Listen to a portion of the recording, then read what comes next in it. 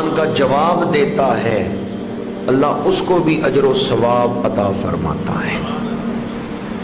حضرت عبداللہ بن عباس رضی اللہ تعالی عنہما جب اذان شروع ہوتی تو عبداللہ بن عباس کپ کپی طاری ہو جاتی کہ کس بارگاہ ذوالجلال سے بلاوا آیا ہے۔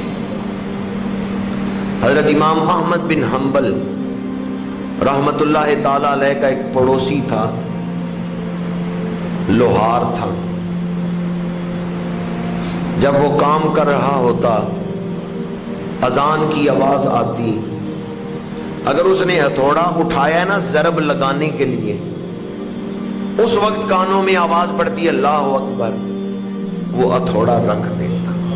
اب باقی کام بعد میں کروں گا، میرے مالک نے مجھے بلایا ہے، میرے خالق نے مجھے بلایا ہے، پہلے اس کے دربار میں حاضری دوں گا۔ جب وہ لوہار فوت ہو گیا، حضرت امام احمد بن حنبل کے ایک شاگرد نے اسے خواب میں دیکھا اور اسے پوچھا بتاؤ قبر میں کیا حال ہوا؟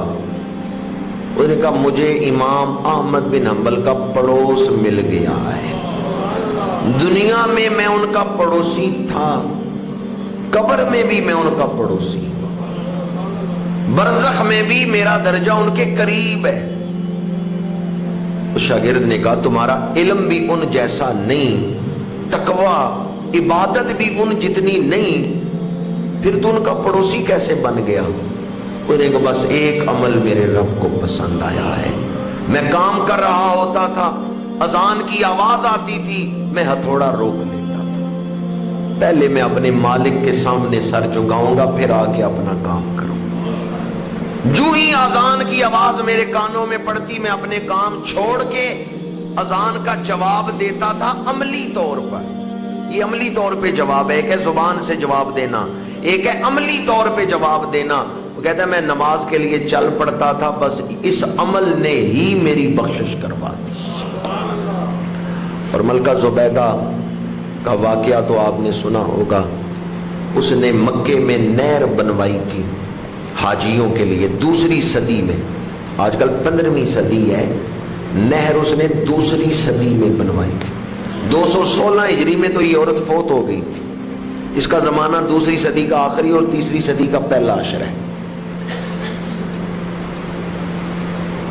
اس نے اور بھی کئی ایسے کام کیے، بیلول دانا سے جنت خریدی، 200 حافظات اپنے گھر بٹھائی ہوئی تھیں جو 24 گھنٹے شفٹیں بدل بدل کے قرآن کی تلاوت کرتی تھی۔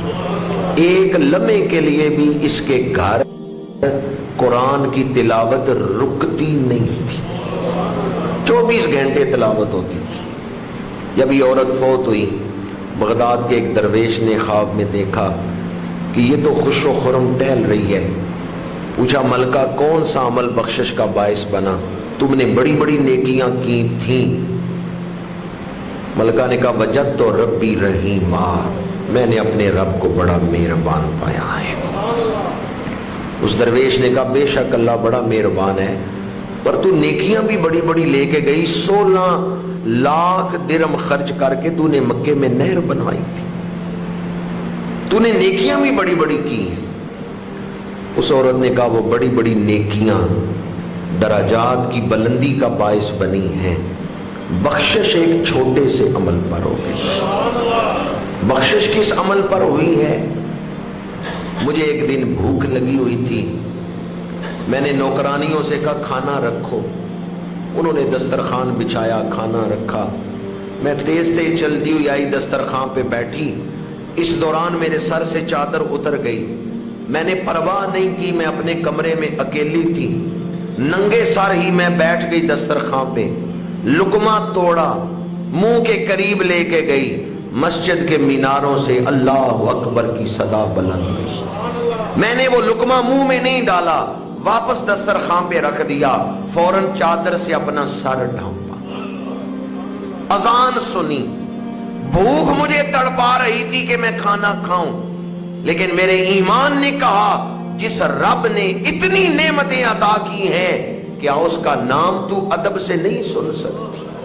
میں نے اذان سنی، اذان کا جواب دیا، بعد میں نے کھانا کھایا، جب میں فوت ہوئی قبر میں آئی ہوں، رب ذوالجلال نے فرمایا میری بندی میں نے تجھے اسی دن بخش دیا تھا جس دن تو نے میرے نام کا ادب کیا۔